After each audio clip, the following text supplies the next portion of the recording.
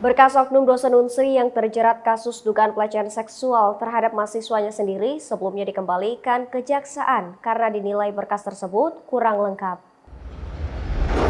Namun Kasubdit 4 Renakta Polda Sumatera Selatan, Kompol Mas Tony, Senin kemarin 31 Januari 2022 mengatakan sekarang berkas dosen R atau Reza Gasarma sudah kita penuhi dan sudah dikirim kembali ke jaksa.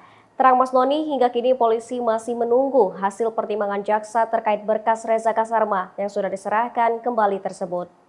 Sebelumnya Reza Gasarma ditangkap karena dugaan pelecehan seksual virtual yang dilakukannya terhadap muridnya.